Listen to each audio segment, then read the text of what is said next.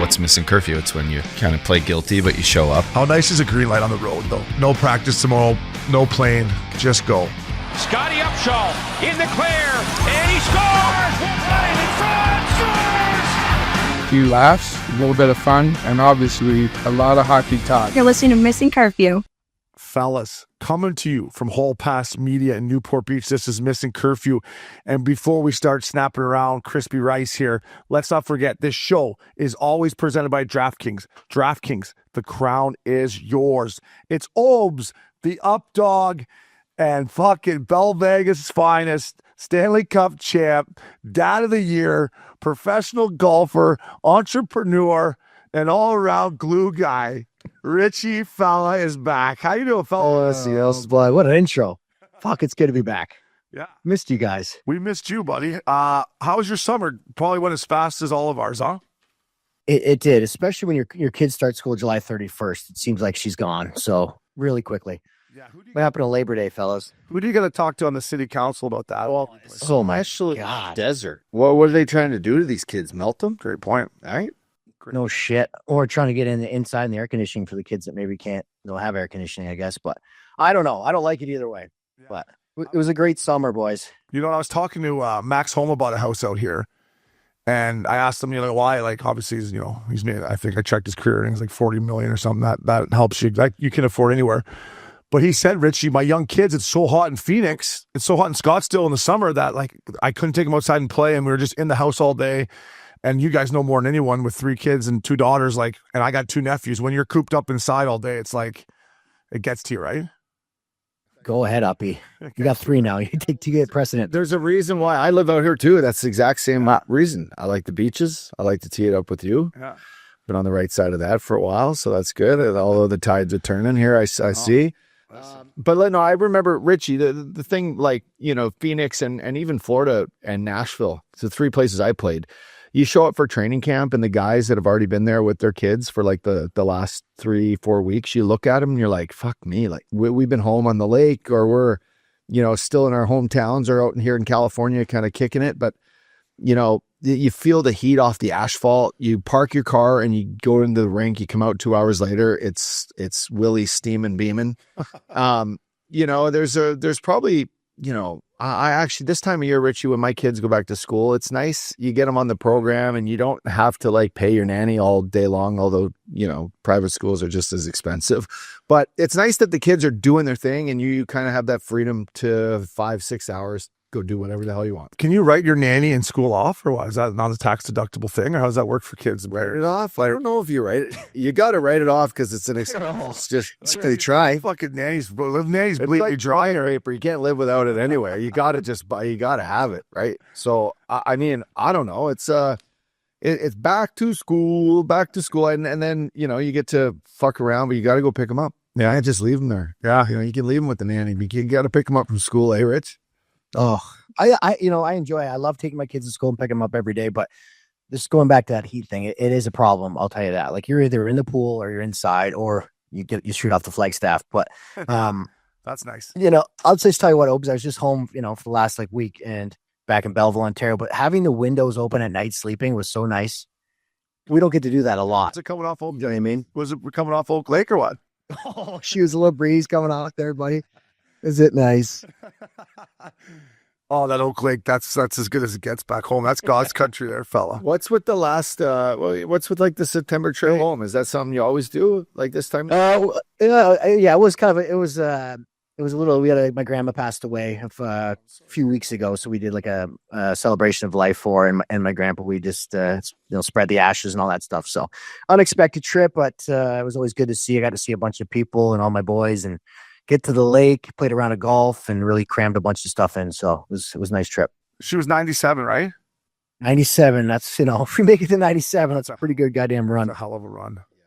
Yeah. I don't think my NHL pension will last to 97 though. No, I don't know both. I don't think I can. I think if I can get to like, I think they're banking on it. Not. I did the numbers. Like, I'm like, okay, if it gets here and I need 100,000 a year, then like that gets you to 72 and a half. I'm like, fuck. What am I going to do after that? What do you think the oldest guy to play in the NHL ever lived to? You think? Like, well, I don't know. That'd be a good. Casey, can you look that up for us? Like, someone's got to to 100. We're not living 100. these fucking animals come. Not if I live like I did last weekend. No, I might not make it. Obes, I would say you're probably out of the running for 100. To be honest. He was like an 80, early 80s You know guy. what I did yesterday, boys? Though, sorry, I went in and did the calcium heart scan and the arteries and you did? everything. Yeah, Where So, did you do that at? just right there by where pickup went to fucking high school. No, right across the street from Newport Harbor. Oh, sweet. Yeah, Sweet. yeah. Down in So just up there, like if you go up, Yeah, up Cliff Street, Yeah. up there by where Rich Howell lives, fucking boom. nice. So yeah, they did everything. The arteries, see if you're How'd she come back? 5 to 7 days. I said to them, I go, this doesn't really does it matter what I did in the last couple days here for these tests? Or and she goes, what do you mean? I go, well, I'm coming off a 2-day little rip here where I was at a charity golf thing right into the Vegas fights. And she's like, no, but you fasted this morning, right? I'm like, yeah, no, I haven't ate much in the last 3 days. So if it comes down to food, then I might be all right here. But it's not going to bake up anything else, is it? No. And I'd say good for you for doing that because I think it's that artery test and the heart exam. Richie, I think you might have done this too, right? I just did it, about a few months ago. If you do the heart MRI, a brain scan, you get the colon check, those like 4 things right there will keep you alive. Because if they find something, your odds of making it through and getting it, addressed early is, Yeah. success rate. See the scan. I think there's another scan you're talking about too. Yeah. That's like the one you just said, the cancer, everything. The cancer for body scan. They don't give that one away though. I looked up. Pernuva does one. Yeah, 2,500. At least. Yeah. It's at least that. But No. you do that every 3-4 years, it's probably the best 2,500 you could spend, I would think. Right? Because if you do find something in the ticker or something and you address it, Yeah. or you're preset for, testicular cancer, God forbid, you want to get those little nuts checked. I checked the nuts enough. I'm scratching on there enough. I think they're all right, but I think they're all right. No, all the little things, man. Like the fuck, it's all about catching it early. Have you done that? Have you paid $3,000 for that? No, I haven't yet. I fucking know you. I know you should. I'm preaching. I'm not preaching enough. Richie, I'm like, no way this guy paid $3,000 to get a scan. No, I would though. I had it all booked. And I never showed up for my appointment, so I haven't got it done yet either. But was it around 3,000, Rich, to do it as well? yeah, I thought they said my insurance was probably going to cover it, like the old NHL insurance. So I was kind of banking on that, but I just ended up having to push it. I haven't done it yet. So You know what? The NHL insurance may cover it. Now, I don't know if my Blue Shield of California PPO is going to, do you think it will cover any of it? I mean, when I go to the urgent care, I still got to pay $25, so I'm sure I'm not getting a scan out of this. Yeah, I'm not sure. I don't know who even texts. I don't know what the program is there. I got to call the 1-800 hotline on the Blue Shield Newsome. Yeah, I'll give him a buzz. Hey, Richie, how are you? So we spoke about this last week with the PA and stuff, and I think it was that the players, eventually worked this into, the new CBA to take care of the older guys. But do you email if there's something that, I get these bills from Izzy's hand surgery and it comes back and they're like, yo, it's $6,000. And I'm like, what the fuck? Then I'm filling out injury reports and I'm like, just cover it. I thought, do you have do you have any issues with the insurance and stuff when things just pop up and all of a sudden they're like, hey, those 60-minute deep tissue that you think you're going to get covered? Well, it's not. how deep is the tissue? You went with the golden package there. You went with the golden I don't know if the tie ones are covered on there, but no, I mean, up here on the back of that card, we always do that NHL card you get, the Meriton Health or Aetna, whatever one. There's a number, you just call that, and they have direct line. They pick up right away, and you figure it out with them. I've never had any issues though. That's good. So you just lay it on them. That's what I told lay it on them, and they'll just say send it in or whatever, and they'll take your disregard and whatever. So boys, I was so nervous, and credit to Rob Hooper, if you're out there listening, you fucker, because you didn't help. You made me feel like I was even more poor than I already was, but I was so scared of going broke. I'm like, he's like, you want the NHL insurance? I'm like, no, I don't want it. Because what was it, $1,800 a month or something? Single guy is a little, I think it's 15 maybe. Yeah. Yeah. Well, there's 4 tiers now. You have the top one, and then you have 3 other ones to choose from. Can I get back in the game if I wanted to? No. Once you're out, you're out. Is that right? Yeah. Once you're out, you're out. That's not it's the like fuck golf trip, where they keep it tight. You say no, you're done. Fuck, you missed last year. We went up to Bandon Dunes, buddy. Unfortunately, you're not coming to Pebble this year. I do think that's a bad rule. So you're telling me to buck up. You're telling me to buck up that the $3,000 to get the scan. Yeah. I can get in there next week if I want to do it. To just what you said to the listeners out there, we're told to make a decision with the first 3 months we retire whether we want to keep this really high-end, expensive insurance. And most kids aren't educated on the fact that you can't get it back, right? You guys will both agree. I didn't know I couldn't get it back. So part of this new CBA, You what can't they're gonna- triple stamp and double stamp. well, they're going to help you out, but they should also help you with the knowledge of just how hard it is to get other insurance. And God forbid you fucking do, fall down the stairs, break both your legs, and have a fucked up wrist. Do you remember when, Richie, there was a stretch there of probably 3 years when I retired, I was living with no insurance. I would tell up, he's like, you're fucking nuts. You don't have health insurance? I'm like, I got nothing right now. If I get dinged doing something, I'm fucking in one. So keep an eye on I mean, it's not as, I mean, you had no kids and no girlfriend, so it wasn't like our, wife or anything. So it wasn't, it's still risky. my lifestyle for those 3 years when I first retired. I needed health insurance. I'm lucky I didn't go to Allen. Hey. Tough. So anyways, boys, get out there, get your scans, take care of you. Like Uppy said, squeeze the nuts, feel around there a little bit. Richie, I wore the golf shirt for you, fella, because you're playing on the pro tour now. You went down to Alabama and battled. I saw the footage. You had a tie T19, good finish, fella. But anyways, this looks pretty cool what they're trying to do here, and I think it's a great idea. I saw the leaderboard Mayday. You might want to get to the putting green and chipping green and work your game a little bit there. I saw Mayday at the bottom of the leaderboard. Great guy, but he might have to work on his game a little bit. But it's a pretty cool thing they're starting here, huh? It was very cool, and it was like such a first-class, well-run event. It was 3 days of competition and a practice, like a kind of a pro-am to start it off. But 3 days, after 2 days, they cut 80 guys. They cut it down to 40. If you make that cut, then you play in the final day and try to move your position up. It's all Stableford scoring in this tournament, was at least anyway. So you're trying to get as many points as you can. But it was great. I got the first day I played with Mayday the first day, and JR and Wisniewski. We had a great. Brad May got a hole in one on one of the holes. No way. So we went bananas. Yeah, he went birdie hole in one. He had an unbelievable front nine, and he kind of fell apart as his week went on. But I'm like, fuck, I saw the leaderboard. Mayday was at the bottom of it. So he got to the top, and then Pavelski obviously won it.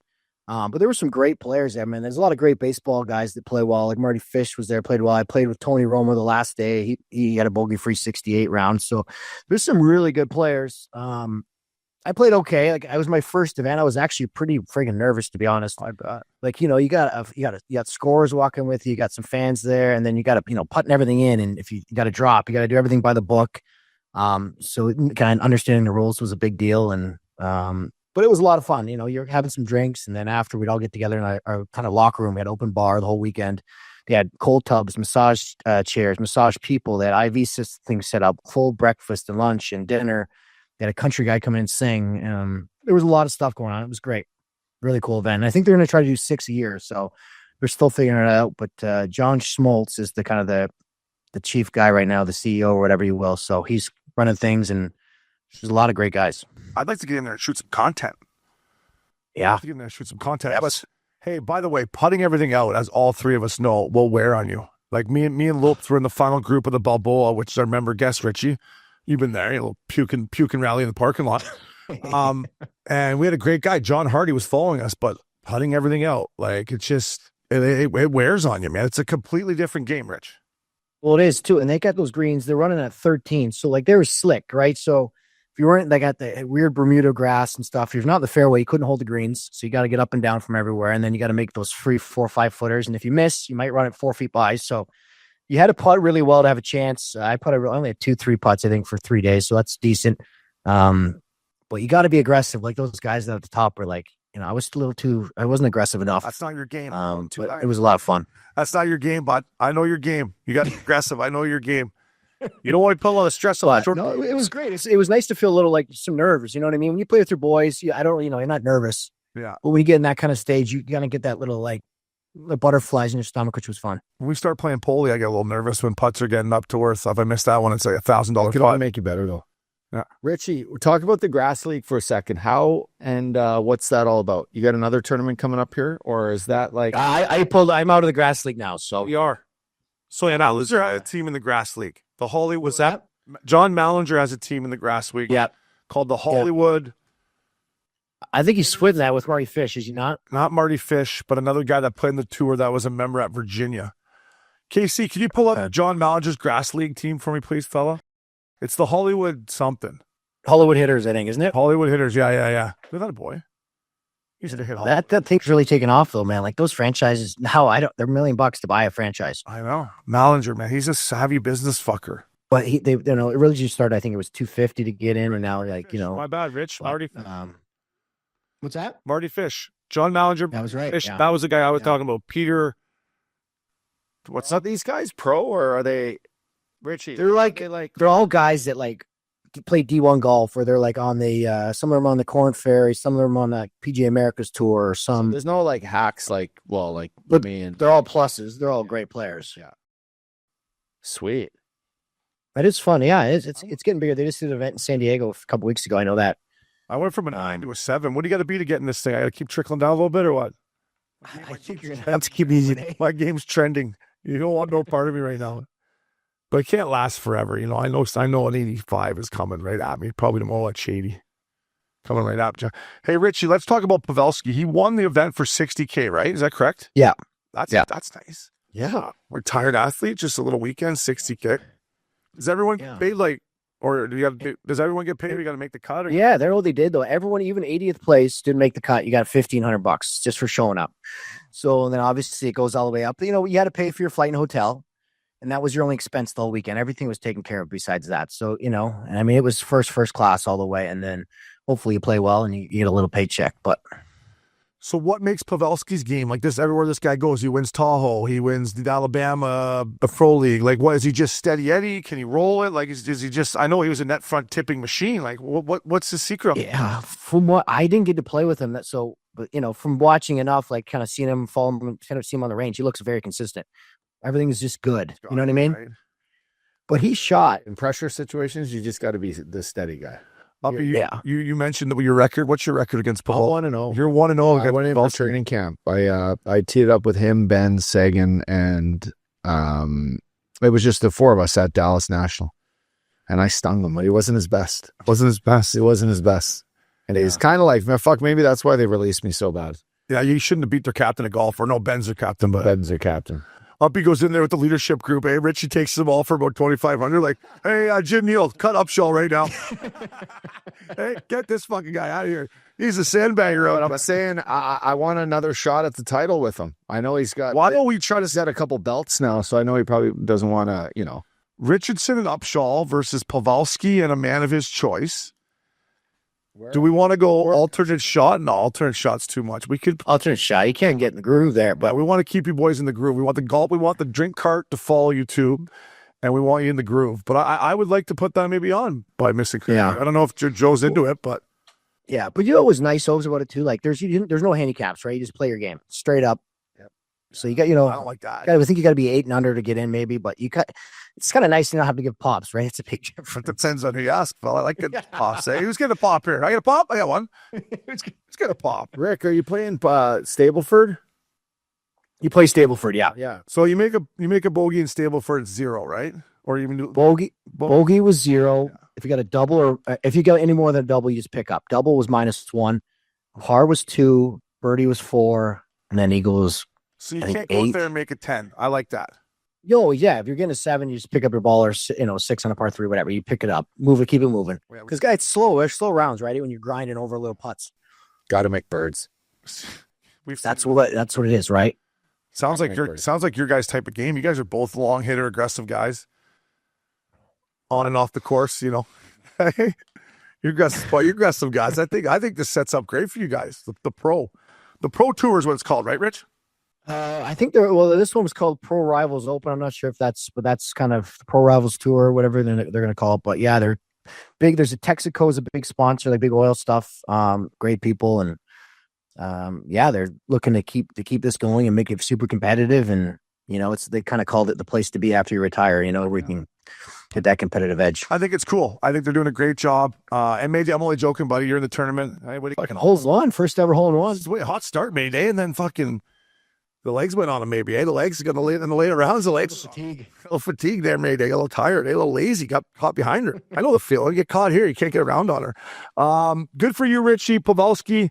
Let us know if you're interested in that little duel. I'll caddy for one of you guys, and then we'll get Beecher to caddy the other guy, and 2-on-2 showdown. I'm in. I know you're There we in. go. I know you're in. I need some more competitive golf. Boys, I had a great weekend. I want to say thank you to Tom Riley, the guy's ultimate glue guy. Canelo Crawford, unbelievable event. But I'm sitting there, you know, we get over early for the prelims. Beauty wants to get over there. And Tom calls me and says, hey, Rich Hall needs to come find you guys because he's sitting with you guys. Tom was sitting somewhere else. So I said, okay. And as I'm going to meet Rich, I'm walking this way, and Mark Wahlberg is walking right directly at me. I'm like, oh, Wahlberg's sick, right? And I'm not going to say anything. Like, hey, like, I'm walking, and all of a sudden he just goes, yo, I love your guys' podcast, man. Keep killing it. And I'm like, what? He's like, yeah, I love Missin Curfew. Keep killing it. I'm like, man, I'm a big fan. Comes over, gives me a hug. He's like, hey, by the way, thanks for rocking my gear on your podcast, man. I love it. And then he walks away, and I'm like, nobody saw that. Nobody's here. Nobody can take a picture. There's been no content created. Did anyone see that? And then I realized I should get a picture. And I'm like, Mark. And I'm like, fuck, it's gone. My blood. But anyways, it was kind of cool. And shout out to Max and Ty Domi. That's the reason he follows us. That's the reason he knows us. We love those boys. But I'm not going to lie, boys. A, I wish one of you guys were with me. Yeah. Or B, anybody. Nobody saw it. It was just me. And I looked around like, fuck, that was sick. Where was everybody? So Wahlberg likes what we're pumping out. I think that's a good thing. And he was Awesome, buddy. He was, yeah, I mean, He was sitting right next to the Sheik. he was glued to the TV. Yeah. So we were watching it. We caught we saw 3 fights, me and Loops and Alex Kaloran. Shout out to him. He's living next to Loops. And right away, Marky Mark with his fucking municipal. Oh, yeah. He runs all the time. And then, when we FaceTimed you, because I was like, I got to see where his seats are. Maybe we'll see him. Yeah. You were just like, dude, Mark Wahlberg. And I'm like, well, fuck, go back and grab him. I know. See where he's sitting. Yeah, so where they were sitting, we were sitting 5 rows behind them. They made a lot of room for the Sheik and his crew. Like, typically, if you go to those fights, the ringside seats start way sooner there. But because it was Netflix and the big boy from Saudi came in, they took up what would have been probably the first 5 rows of a normal fight. Like, those boys, Dana White, the Sheik, they were sitting on a couch. They had a full couch with a big screen TV in front of them, and the fight was right there. And that's who Wahlberg and, what's his name, the guy, the bald-headed actor, Jason Stratham. What? I tell you what, he may have the best bald head I've ever seen. Like, shape-wise, that just comes into his beard. It's like, it's a nice bald head. He's got the hottest wife on the planet, too. Yeah. You know who else was sitting near us was, help me out again, Uppy, the girl from Modern Family, Sophia. I don't know how to pronounce it. Bulgaria? Yeah. She's not even Like her, eh? Rich, she's not even in her prime anymore. She's still glowing. And her voice, look at her talking, her voice is like, hey, Rich. I heard Tom Brady took her around. Yeah, he took her down, yeah. Tom's taking down everything.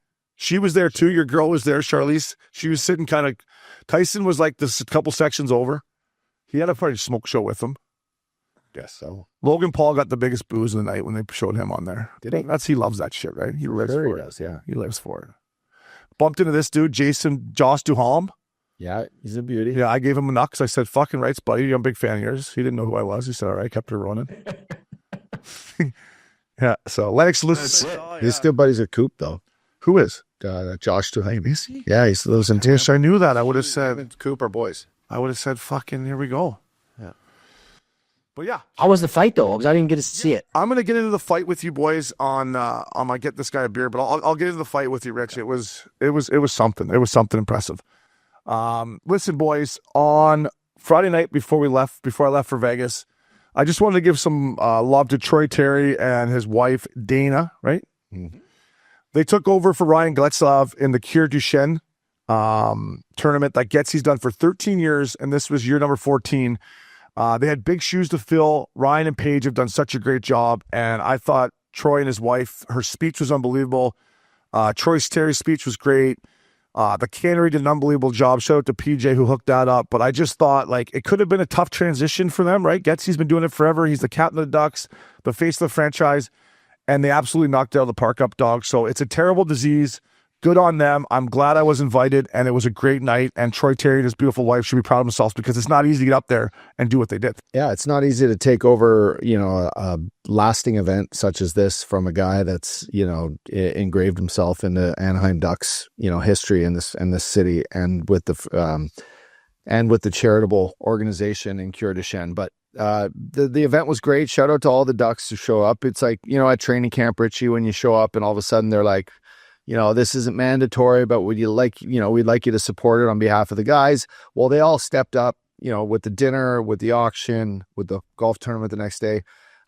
It's a great event. It's a good time. They get one last little weekend to go have some fun, as they should before training camp hits. So another great event, and yeah, hats off to the Terry. I think a lot of those guys, I think I asked Killer, I can't remember, the old fashions were flowing. Hey, I had the little back, hey Richie, at my table, I had the little back cheese right to the bar. It was nice little stuff. I was just, and there was a bathroom there. I'm like, damn, this is gravy.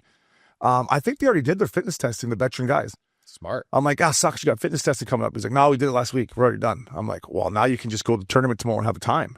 Don't have to worry about, doing push-ups or is that not the mentality? Is that the wrong? No, you're looking at me like that's the wrong mentality. Well, no, you're still, whether they had to do fitness testing still this week, I think they still could have had a time, Yeah. Right? Yeah. It's still going to be like, hey, it's the last weekend before we get one. But they're still going to get the bag skates. There's no way Q is not going to give them a. Or there's no more fitness testing anymore. There's no more fitness testing anymore. Let me see CBA fellas. Starts next year, boys. It starts. Are you sure? Year, I asked. I said, yeah, it's in next year. But I'll tell you, I had Q. Q just kind of, he's hard crispy practices. He doesn't kill you. Richie, Killer asked me, he's like, what? I go, listen, Richardson loves him. Sheldon Brookbank played for him in Chicago. I'm like, Richie loves him. Like, I guess you just go around and practice. He just yells, peanut crispy, peanut butter, crispy. And Killer's like, Just tell him to pass the puck fucking hard, and you'll love him. Yeah. Killer snaps around. Peanut butter. Oh, yeah. I'm pulling for the Ducks. This year. For sure. I am too. It'll be fun. I'm in. I like them. I'm going for them. So it was all around great night. And before we end our little intro here, boys, some sad news. Orca Weisblatt, young 25-year-old kid, died in a car accident. Absolutely awful. Terrible news. Obviously way too young. Princey worked with them back in the day in 2017. Princey was the marketing manager for the Brook Bandits. Said he was an unbelievable kid. His brother is with right now the Nashville Predators at training camp. All three of the brothers play hockey, right? Ups? Yeah, they do. Yeah. Ocean, Oasis, and Orca. So, anyways, terrible news. He loved Missin Curfew. He loved the game of hockey, and I don't know if you guys want to touch on it, tag on that, but just an awful, awful thing. No, there's nothing, proves again that the hockey community, boys, is as tight as any. You're seeing all these younger guys, the guys that have been in the league for 3-4 years. A lot of Western leaguers who are all just tight with them. Sad times. It seems like training camp in this time of year, there's been some, at least in my day, I've always remembered a couple different things that become very sad to start the season off, not the way you want to do it, but the hockey community is great. We're thinking about his family and sharing our best wishes with those people. That's well said. So obviously rest in peace, Orca, and we'll be right back at Missin Curfew.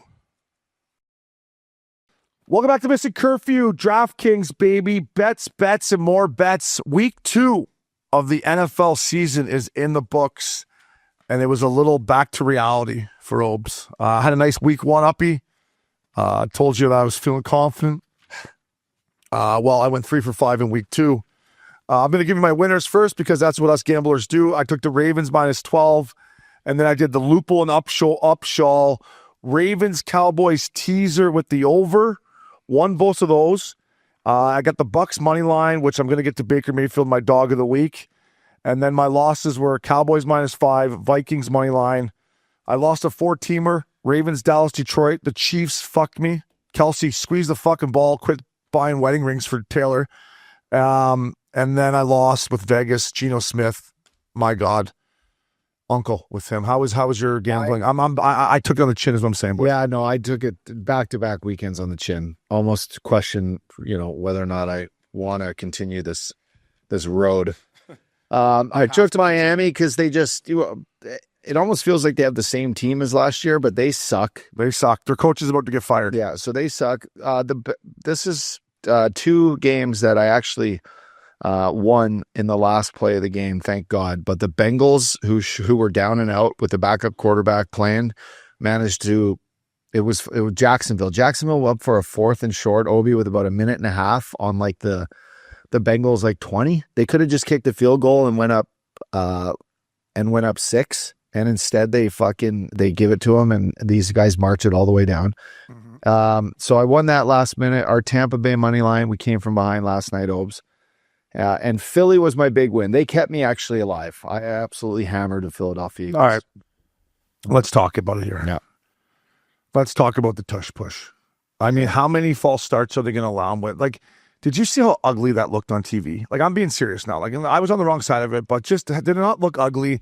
The Chiefs guy's trying to punch the ball. The other guy's jumping. They're all humping each other. It's like someone's going to fucking break their neck, one. And two, it's like, I just don't think it's a great look for the National Football League. I don't like it. Maybe because I hate the fucking Birds, but I just don't like it. You really can't do it without a quarterback that has like the biggest legs and the strongest like hamstrings. 'Cause if you look at how low that fucking guy goes when he goes head first and he pushes, and no other quarterback can do that. The problem I have, Hurts this one, I would say Saquon Barkley and the tight end are not allowed to push him from behind.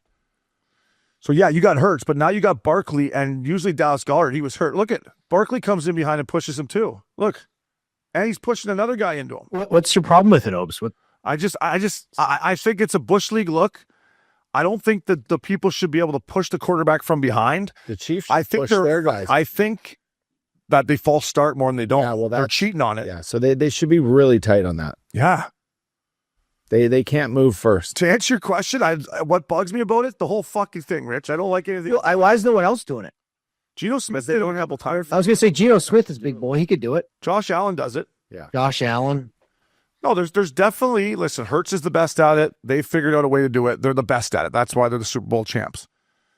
But it is frustrating. I mean, literally, all they got to do is get to the, every down for them is 1st and 9. If they get the 4th and 1, they're going tush push all night long. They had 7 or 8 tush pushes. Yeah, and it's all a game of inches when it comes down to those third and ones, 4th and ones. I don't like it. I think it's this Bush League. I know you're good job on the Cowboys teaser though, because the Cowboys you needed the tease. The tease saved me. It saved you. So good job. Saved me. Yeah. What a comeback that was. I got the kicker on my fantasy. He's just a beast. Oh, I know. Hey, Russell Wilson must listen to Mr. Curfew because I said he was washed up. He threw for over 400 yards, 3 TDs. He has that moon ball, that he just throws up there that nobody can stop. Somebody come down with it. Someone come down with it. How come these DBs can't turn their head more? And it seems like they start running and then they're fucked. I'm sure it's harder than it's hard. Well, it's the hard position, isn't it? Especially when you throw it that high. Like, and you're running that way and you're trying to look back to. So as soon as you see the receiver look, should you not just, I guess it's hard. Oh, it's hard because these little fuckers are fat. These little guys are fat. Oh, I know. A lot of them just go like this. They put their hands up, I find.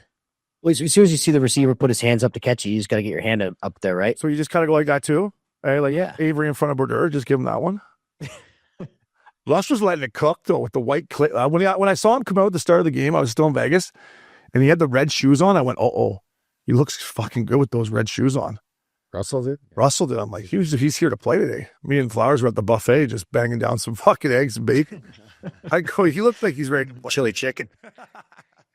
Sorry, Birds fans. I just... Uppy, did you watch the Bengals and Jaguars game? Did you watch them? I watched most of it, yeah. How did that Travis Hunter look? I haven't watched him play yet. No, I didn't see. I wasn't ISO cam match. I was actually kind of checked out once because I had Jamar Chase, so I was half in on him. I had the over, which wasn't good, and I was just like, "Fuck, is this Bengals? Are they done?" You were caught between the shit and stink. Yeah. Well, Burrow goes down. My bet's not good. That's so sad. Does that hurt? Isn't that little ran? That's so basically season's over. Jaden Swartz is the most popular man in Larry Bettman fantasy today. I sent him a trade up. He sent him 3 trades because he had Burrow. So I'm offering him Mahomes for. I need receiver help. I need running back help. I need a fucking miracle. I need a miracle. My team's so bad. Get on the waiver wire, big boy. Yeah, I'm looking for an O'Brien there on the waiver wire. Can I get an O'Brien come in here? Fucking hey, give me a couple red zone yards here. Fuck. Hey, KC Ice Pick is Travis Hunter been playing good? The KC Ice Pick will know for sure.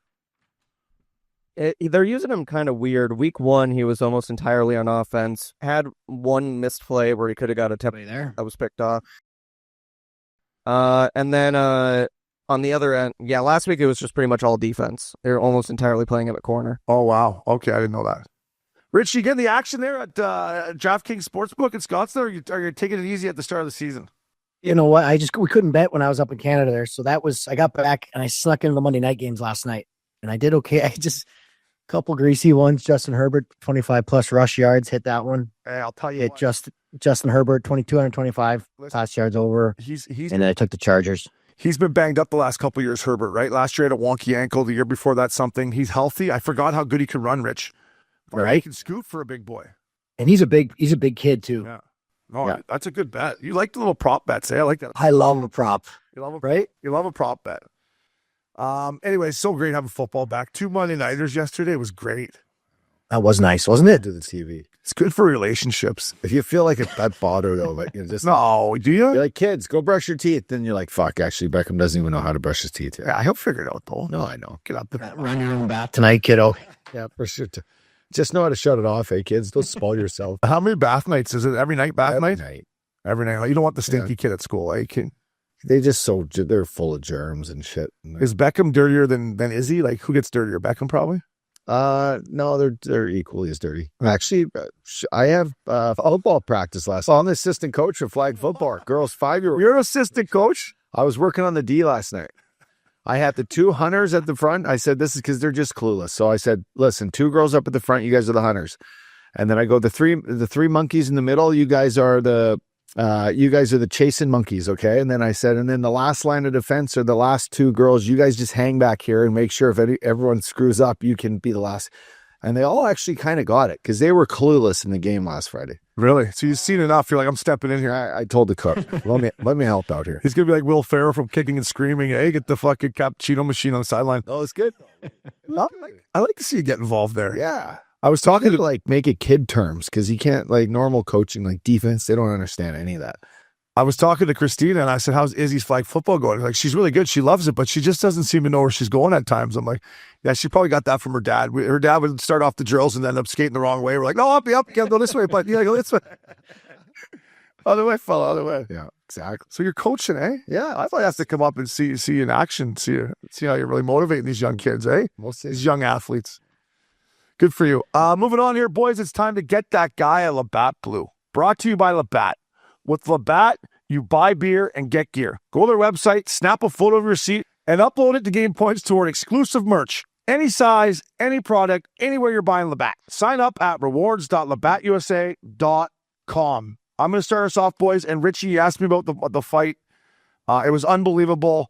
Terrance Bud Crawford, get yourself a Labatt Blue, fella. I went and watched them fight. Earl Spence Jr., shout out to T-Rex again. Me and Billy Quinn went out and watched them at ringside, and I watched him kick the living shit out of Earl Spence Jr., who was undefeated at the time, and how slick he was and how he can move in and out. And I've watched a lot of Canelo fights, and I knew Canelo was more of a flat-footed fighter, and Bud Crawford put on absolutely boxing clinic, boys. Like, he was in and out of there. Like, he had this little spin move where he'd be in the corner, Canelo be coming at him, he'd zip out, and he'd be almost at the other side of the ring. And a couple times, like, he, popped them and was laughing at him. So, Bud Crawford, get yourself a Labatt Blue. Did you boys watch that fight? You saw it on TV, right? I did, Obes. What'd you think of it on TV? It started off a little like testy, like, all right, let's see the length, and then it got a little intense. I thought I haven't seen Canelo have a great fight in the last couple fights I've watched. The last 3 have been kind of not perfect. Where he's a little... he's been hitting the head a lot, obviously. It's been tough to knock down. Never been knocked down. I just figured, he put this fight on. He's got a lot on the line. It's, you could tell it was half Mexico in there. Like, there were More than half, right? Yeah. But when Crawford came out, Obes, like, Loops and I looked at each other. We're like, we're on the wrong side of this. He was so calm. Yeah. I don't know what you thought, but I thought the same thing. And then right before the fight started, his big fat trainer. Yeah. Bud Crawford's big fat trainer. He looked at him and was like, yo, whip this fucker's ass. That's the last thing he said to Bud Crawford. He's like, yo, whip this fucker's and ass. then you see Canelo, and he's just doing this with his mouth. He's like, and I'm like, did you see that? Yeah. It was zoomed in, and he's just like, I'm like, Mark, does he got lockjaw or something, Loops? Like, you're supposed to eat somebody. Or he knew he was going to get punched a lot. He's like, I gotta get hit in the fucking face a lot. Yeah. Getting his jaw warmed up. Yeah. I mean, they both have never been dropped. But Canelo took some hard punches. Did you watch So they go to a decision, Obes, or how did it finish? Yeah. I took Crawford plus 240 on DraftKings Sportsbook on a decision. And he almost knocked him out. He could have knocked him out in the 10th, and then I thought he was going to knock him out in the 12th with that left. Thank God it was right at the end of the fight. But I don't know if you guys have seen that clip on social media where Canelo goes for a big right and Bud slips it. and drills him, and Canelo snaps his head back and then looks at him kind of like, have you seen that on social media? It was just right there. Right? It was about 45 seconds left in the 12th. He takes it and he goes, holy. It looks at him like, holy fuck. Bud Crawford's going to be 38 years old, man. It's pretty impressive. So I'm going to get to Canelo and back up the Brinks truck just so on his career, boys. But Bud Crawford, get yourself a Labatt Blue. Moving on here, I got one more. My Jays, we are 5 games up with 12 games remaining. Another huge win last night against the Tampa Bay Rays. Tough watching those guys play in a minor league stadium, huh? It's just like, what am I watching here? But anyways, Not ideal. Not ideal. George Springer, 35 years old, 29 home runs, 76 RBIs. He's a leadoff guy. He's been unbelievable. Coming off a couple down years where people maybe thought he was done. But George Springer, get yourself a Labatt Blue, fella. I don't want to jinx it here, but we're closing in on the AL East, and I love it. I watched the game last night, Obes. I'm liking this little Canadian TV station I got going on here. I catch the Jays, the Sportsnet 360, but like battling it out with the Rays into the 11th, and good. Like We're scrappy. yeah, it's scrappy. Richie, Obes, do you think they got a good, real legit chance? our bullpen, and I'm saying are we. That's right. That's how committed I am to this team. I'm part of the organization. I feel like I am. Our bullpen's not good enough, Rich. No, I mean, we have our starting pitching is as good as it gets. We're scrappy. Bo Bouchette's hurt right now. Hopefully he's got a little PCL thing going up. So that's a knee, right?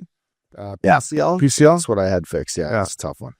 But Richie, I don't think our bullpen's good enough. Our closer, Kaufman, gives up dingers left, right, and center. So I don't know if our starting pitching can.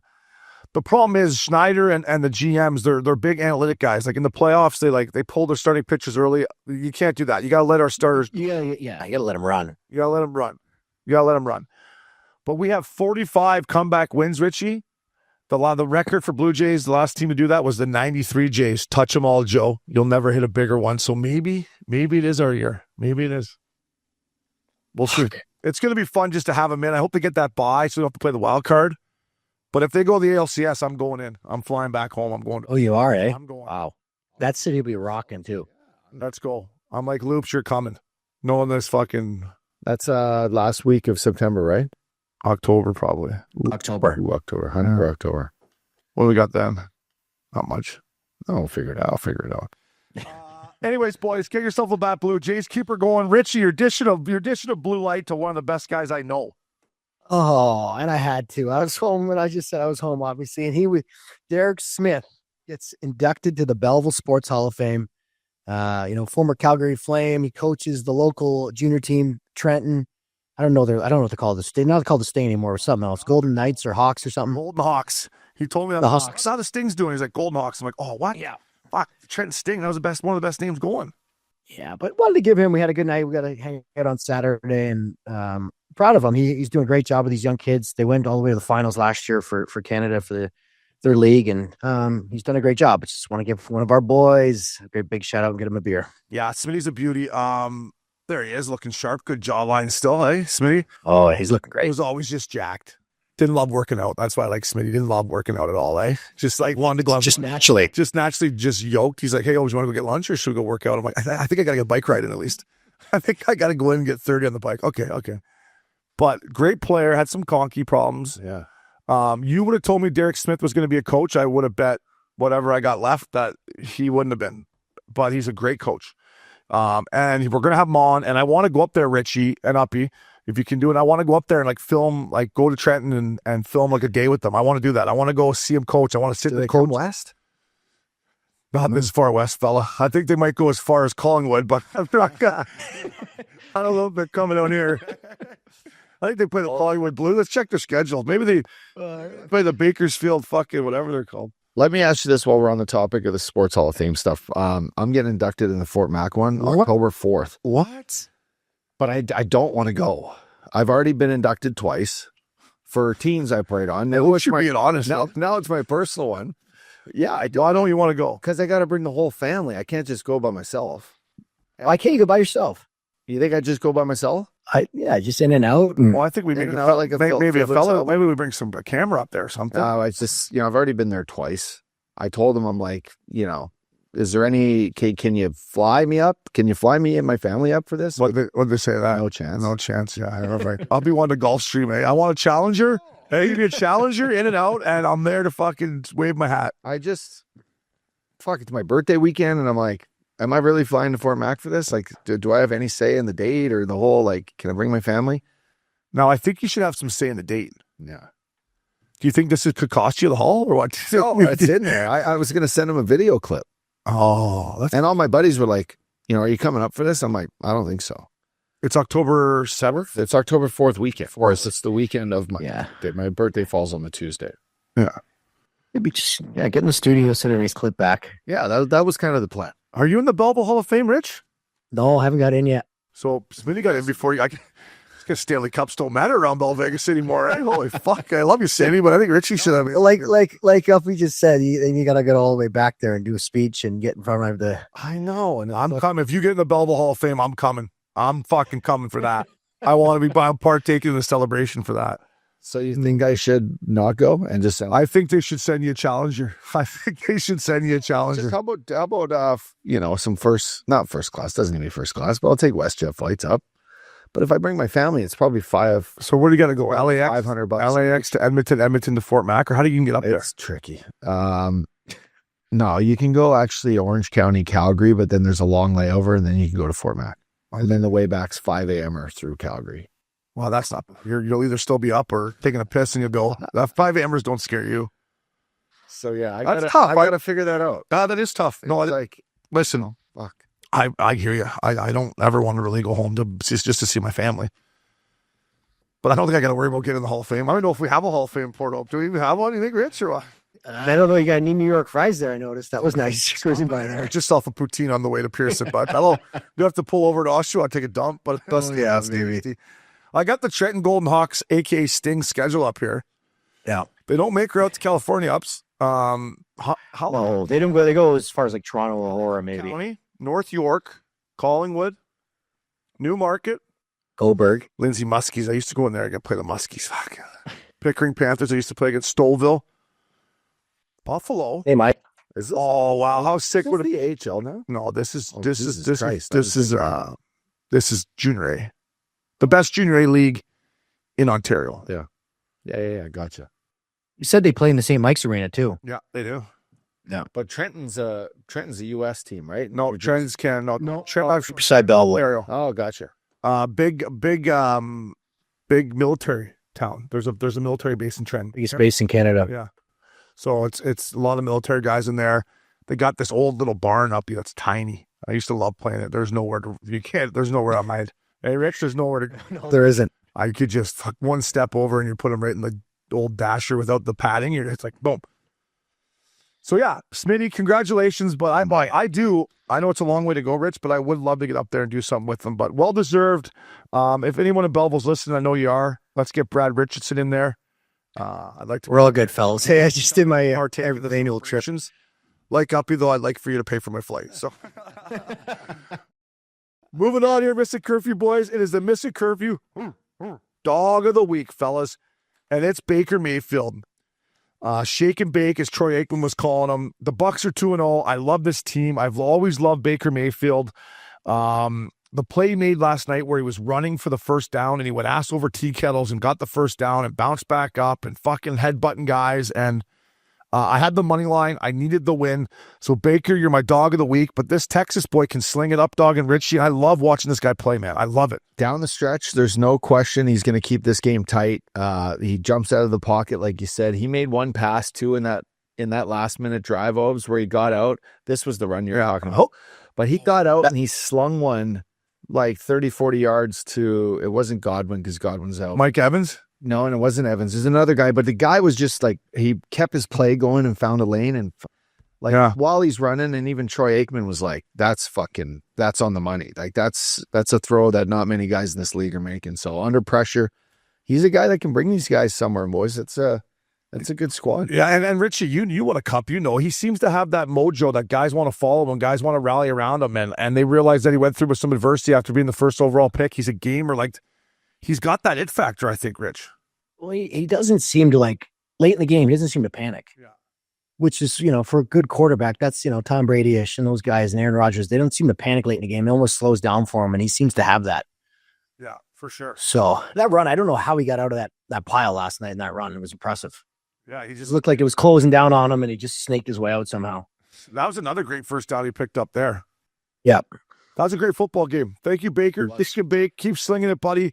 It was my only dog of the week till I woke up this morning and I was getting ready, and we got some rookie camps going on, and it was the Battle of Alberta at the Saddle Dome rookie camp, and the Flames faithful were chanting, "McDavid's gone, McDavid's gone." And I'm like, holy fuck, boys. First of all, it's a rookie camp. He's not even playing. But you don't think the Flames fans are horny for McDavid to get the fuck out of town if this happens, or what? I couldn't believe at a rookie camp in September, they were chanting, "McDavid's gone." It's just like, you got to love the Battle of Alberta. Yeah, I mean, you're in there drinking beer and having hot dogs, and you haven't seen hockey for so long. Yeah. I mean, who knows what's coming out of your mouth? But I think they're going to have to deal with at least one more year, let's be honest. Yeah. And who knows what happens. But it's nice to see these rookies jumping out there and the fans, supporting them. And from what I've seen on my, X feed and whatnot, there are a lot of fights. A lot of fights. A lot of these guys stepping up in early rookie. Simmer. There has been a lot of fights, eh? Landon Sim, is that his name? He was chucking them. Yeah, the Ducks versus Kings, like they did a couple of these games here at the Great Park. Yeah. Fucking kids were just going at it. Hey, One listen, kid for the Ducks, 6'7". if you're 6'7", you got to chuck. You got to chuck him. Yeah. I used to tell that Andrew O'Brien, he's 6'5". I said, fella, you have to fight. Like, I know you don't want to, but you don't have a choice. Yeah. And he didn't really want to do it. Now he's a cop in Fontana. He saved his, By this kid. yeah, body shots. Oh, Scrapper. great scrapper. Get out of there. Let him go. Stay out of it. So this is Nate Corset, right? Now you get in there. Get in there now. Yeah. Or Nate Corbett, or is that Nate Corbett versus Connor Smith. Connor Smith, I think, is for the Kings. Is that Great Park there? Yeah, it's a great part. Nice little barn, eh? Yeah. Oh, that's Smith. So Connor Smith's a Duck. Okay. Yeah. And heads up from me, he can chuck. Yeah, it's good. It's good to see. I always said this. The game's obviously way more skilled, and there's always going to be room for that. The guys coming in want to make an impression. I love that. So good on them. Flames fans, you guys are fucking beauties. Eh? Get up there, get the beers in you, get the whiskey going. I couldn't believe their Trey McDavid's gone to Ricky. That was unbelievable. Around the National League, it's the best league in the world, boys. I believe training camp starts tomorrow. We're recording on a Tuesday or Thursday. I'm not quite sure. But anyways, it's fucking go time here. And I don't think anybody has more pressure on them in the entire National Hockey League than Elias Pettersson coming back to Vancouver. Now, Richie, we'll start with you here. Rumor has he's put on 13 pounds. I guess my question is that enough? I guess that's a lot in one summer, right? It's always 12. I was always trying to lose 25, but I mean, putting on 13 is probably a lot. Is that enough? And does this kid have the most pressure on him of anyone in the league, you think? Well, so yeah, I would say he's up there with the most pressure for sure. 13 pounds to me, it doesn't mean much as far as he's going to just show up and play hockey. I don't know. Is he going to have some balls and play the right way? He looked scared last year. Maybe 13 pounds gives him a little more confidence, but he still doesn't look any bigger to me. I don't know if I saw a picture of him the other day. He looks still skinny, his upper body, and maybe it's on his legs and his ass, but he's got to just go play hockey and be that go-to guy and have some balls. I don't know. So we'll see if it does anything, but that's he's got a lot of pressure, and if it doesn't go well at the start of the year, it's going to go downhill quickly for him. He got engaged, and he's like really trying to turn a page. Yeah, he's got some small. He's engaged. Yeah, he put a ring on some girl's finger. I don't think that's going to help his game. Oh, So that's what he take him to the next he's level. just hot though. So and Jimmy, I gotta get some going. He's making 13 bananas. Sure, some guys would take you down, but it looks like he needs something to pick him up a little bit. Yeah, maybe. Tell him that he's I was always a guy early, boys. I was always a guy I need to put weight on. This because I wanted to play, right. Look, I wanted to play a bigger game. So does he want to play a bigger game? That's kind of be my question. Does he want to engage more? Like he has to. But is this something that he wants to do? I think Richie made a great point. It's like, how do you use that 13 pounds? Yeah, right? Are you gonna get lean on pucks, protect pucks, take pucks to net? Like he used to be able to when he first started to come in the league and play for Greener, and even maybe when Richie played with him, like he had the ability of if he got wide on you, he could use that speed and get to the net. He's lost that for whatever First reason. hits, he had that whole Yeah, so like I think he needs to figure out how to change his game, which I'm not saying is easy, but like there's a lot of pressure on this kid, and maybe that's why he got married. So. He has a nice support system at home because I do think if it turns ugly early, it's going to be like the media is going to pile on him. Like long, yeah. It's going to be a long year. It's a long December. Yeah. Unless Evander Kane does something stupid to take the pressure off him or something, because Evander might help him out in that category. But I don't know. I hope I'm wrong about him, but we'll see. Moving on around the National League, boys, Makar came out and said, and we've been saying this forever at Missin Curfew, all the players in the NHL want the 1-8 format back. I love that Cale came out and said something. It takes our superstar players to do this. And if you're Gary Bettman in the league, if the best defenseman on the planet is saying this and saying his peers and the rest of the guys in the league want it, it's time to change it back 1-8. Like, it's not helping with rivalries. It's just, I mean, we've seen the Oilers and Kings play 4 years in a row. Ex-players want it, current players want it, and fans that I talk to, Ups and Rich, want this. I couldn't agree more. It's time. It's going to cost a few extra bucks and a few extra air miles for the fellas, but ultimately you're going to get the best champion, I think, in a true 16-man tournament. Richie, it was like this when I first came in the league, but it's changed drastically since probably the last 15 to 16 years. So it's time. It's nice that the best defenseman in the world's coming up and saying it, Opes, because if the youth, and him being one of them, if the youth of the NHL feels the same, then it's Gary's got to do a little listening to it. Yeah. Are you guys a little shocked that they didn't just negotiate this into the new deal? Yeah. New CBA? Yeah, I know. I think that'd be a point where they'd be like, hey, this is a sticky point for us. We don't like the system. Let's change it. And that would be your great opportunity to do it. That would have been so.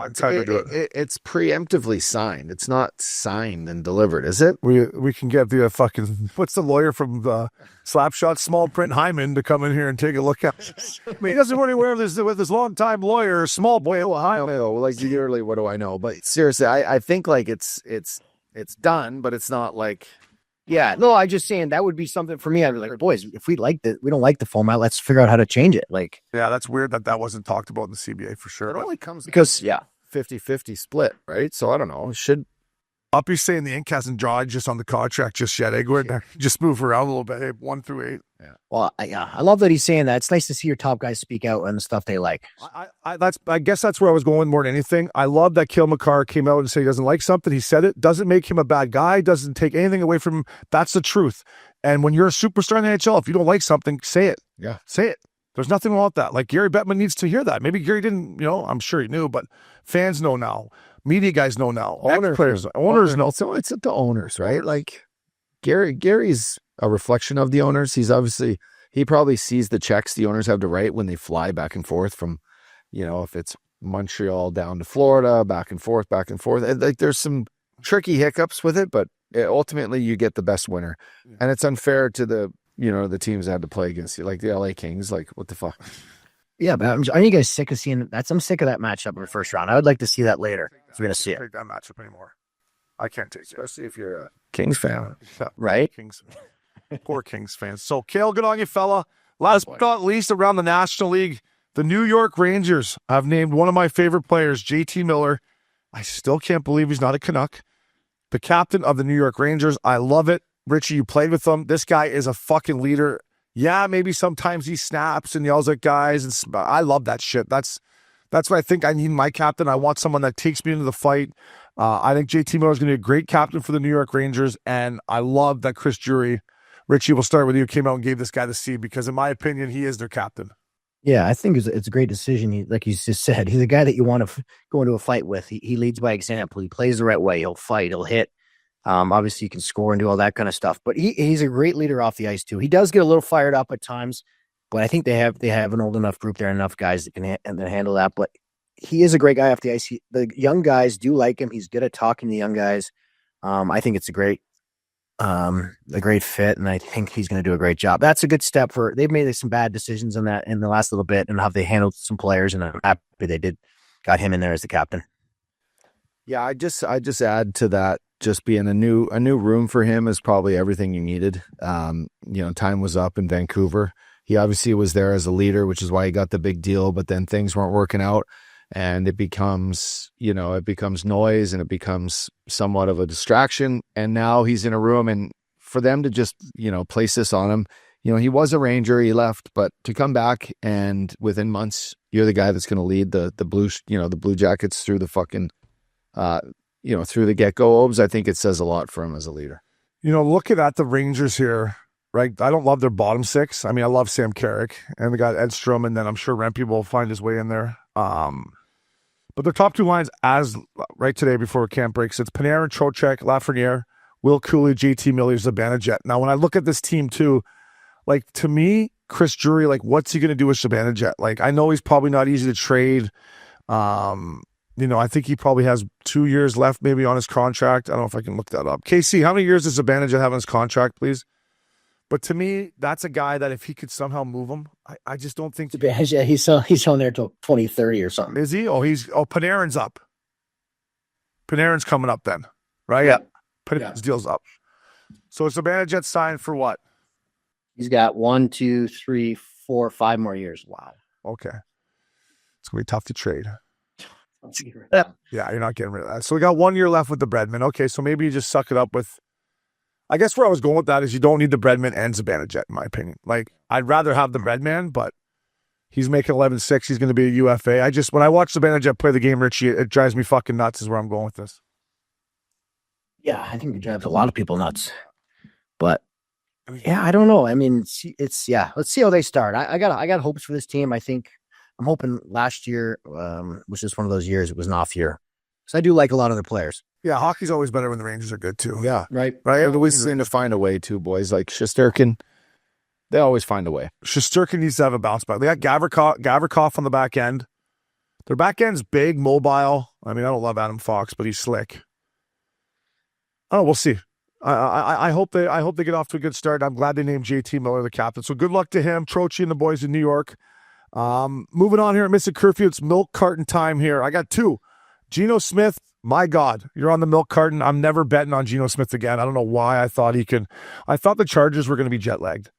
I thought coming back from Brazil, they beat the Chiefs. They probably feel like they're pretty good. I'm like, Max Crosby is going to be a beast. They got this new running back, Gentry from Boise. And then I turned the game on. I'm like, oh no, Geno Smith's their quarterback. I didn't really know who the quarterback was.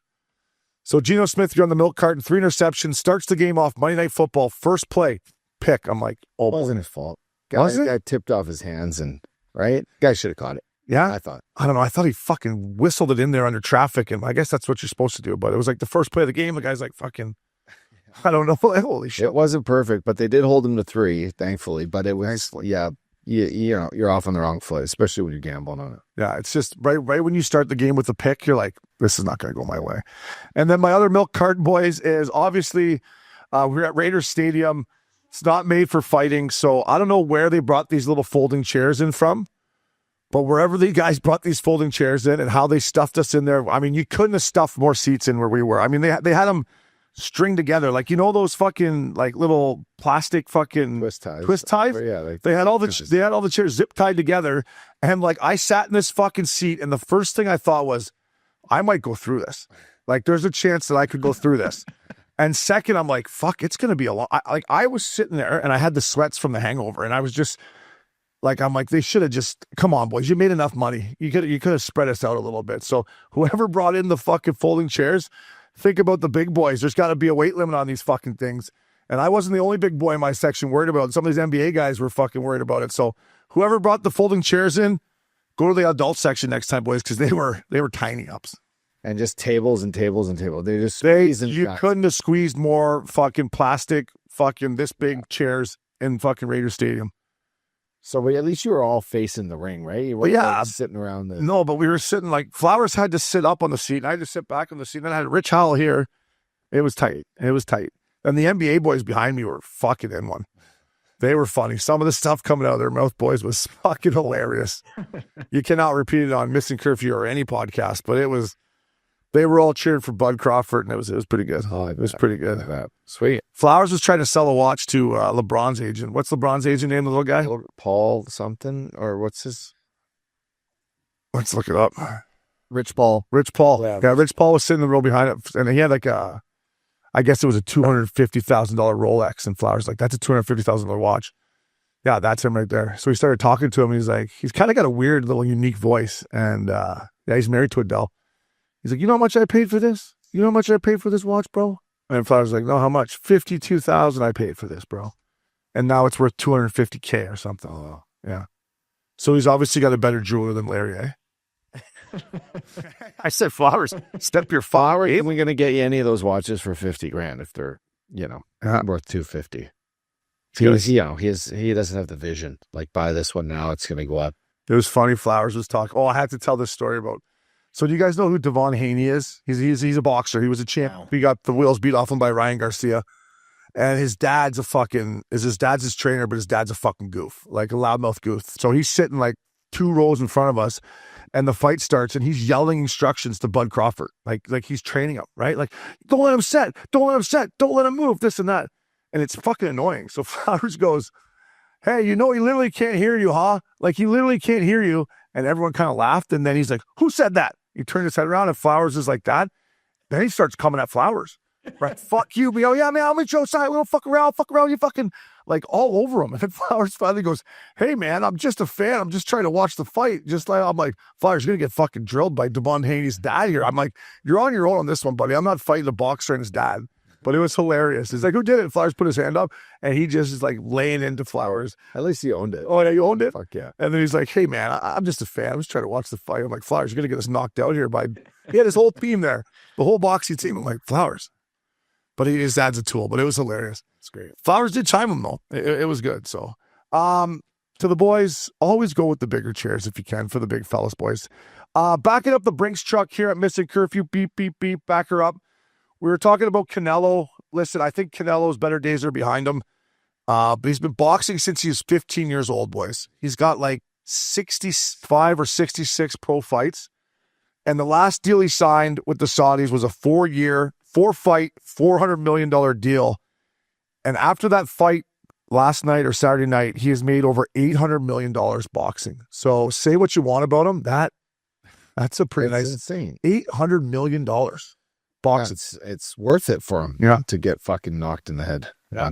That's, and that's not even what he's making away from the ring. That's not his endorsements either. Is that just... No, he's just fighting. That's just what he's made fighting. $800 million. So Dazin gave him 400, I think, before too, right? Probably. Yeah.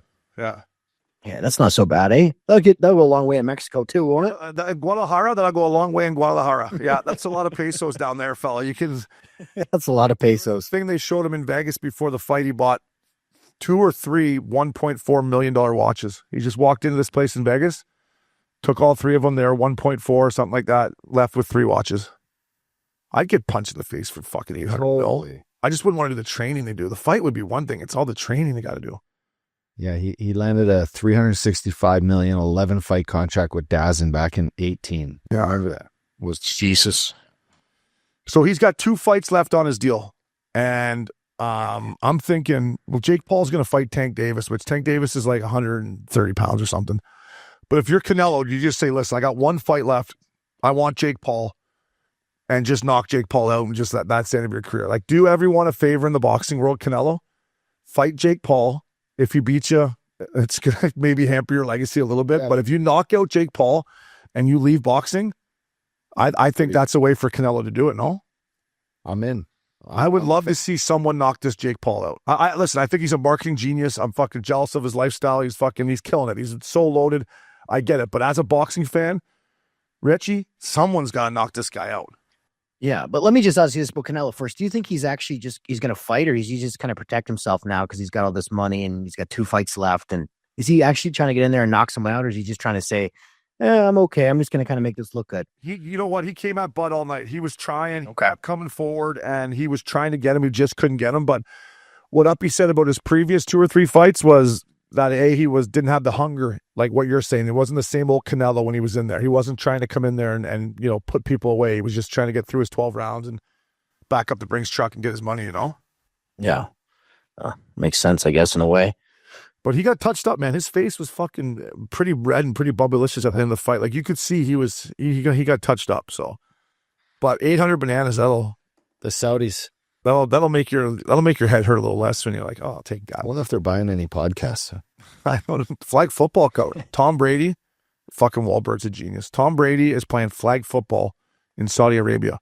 Really? Watch how much money they make off of this. Wahlberg's in on it. Sweet. These guys, eh? Brady could be in the coaching booth. I'm like, better than him in the broadcast booth. Stick him in the coaching booth. But he was up there with the offensive coordinators and shit. Calling plays. You think he was calling plays? 100% he is. I would have rather him been quarterback than Geno Smith. Take the suit off, Tom, and go down there. First down. Give me a first down. Kidding me? I bet you he's calling plays, yeah. Wow. Which is crazy. You might want to fucking get some new plays, but that Chargers defense is a problem. That one safety or whoever it was, number 8 or number 3, he was fucking all over the gridiron. Yeah, they played a pretty good little stacked like zone, right? Like they let him come up and then they're knocking every pass down. I mean, the passes weren't perfect. No, it wasn't perfect. It wasn't perfect. Last but not least, it's our Iciest shot of the night, presented by Jägermeister. Serve it cold or don't serve it at all. Jägermeister. Damn, that's cold. For more information, visit www.jagermeister.com. And fellas, always drink responsibly. Updog brought this up earlier.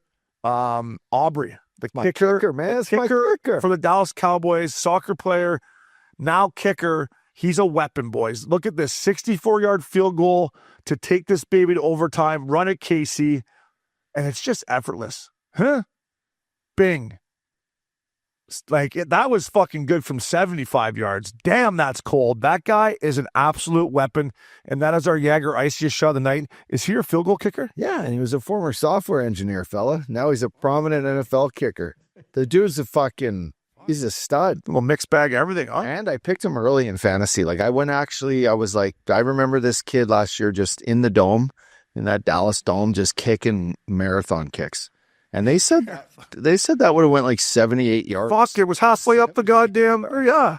78 yards. Yeah. Buddy, they said from the whatever sort of, technology they have that fucking ball was going 78 yards. Fuck. Do you think these football, because these kickers are such weapons now, are these balls juiced up? They got to be a little bit, right?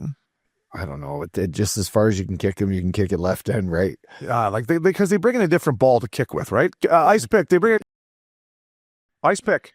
Yeah, they have a ball that they've been fiddling around with all week. They lube it up. They just put a bunch of shit on it before they run it out. Yeah. Oh, they lube it up. It's a different ball. It's not the ball they sew it away. I know, but why would they lube it up? So they can kick 64-yarders like that. Really? So I've seen enough guys miss short ones though this season too, though. no friction through the air type thing. That's when they put too much Vaseline on it. It goes off your side of your shoe. You're like, okay. Little Vagisil, little Bardol, yeah. You put snot on the stuff on it to make things slipperier. I don't know about. I guess these kickers are weapons, man. What if you wanted to punt one down? You put the juice on it so they drop it. I don't know. Fucking McAfee was talking about somebody's punter. Look at how high that was. Hey, Rich, it's like that guy you play golf with who has a easy swing and then hits it fucking 300 yards or whatever. Jake Knapp. Yeah, exactly. Jake Knapp, prime example. So, anyways, Richie, good to have you back, buddy. We missed you. Fun snapping around with you. Updog, thank you. Thank you to Hall Pass Media, Kyle, Casey Conway, Max, the Ice Pick Pickup. That was Missin Curfew. Fellas.